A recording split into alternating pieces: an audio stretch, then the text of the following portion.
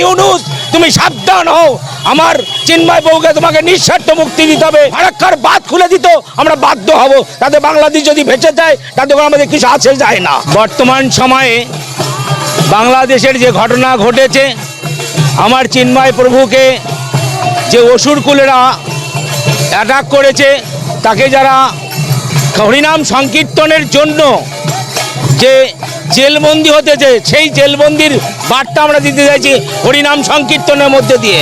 আমার চিন্ময় প্রভুর নিঃস্বার্থ মুক্তির জন্য বাংলাদেশি জিহাদিদের উপরে আমাদের বার্তা দিতে চাই, হরিনাম সংকীর্তন কখনো বন্ধ করা যায় না।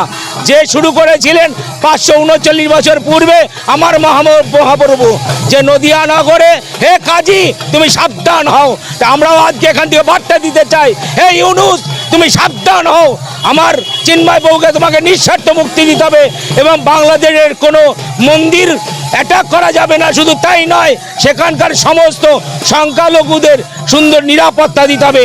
তাই আজকের আমাদের এই মহানগরে মহামিছিল আয়োজন করেছি আমরা। চিন্ময় প্রভু যে গ্রেপ্তারের পর তাকে গতকাল আদালতে তোলা হয়েছিল, সেখানে আইনজীবীরা পর্যন্ত লড়াই করতে পারছেন না, এটা কিভাবে দেখছেন?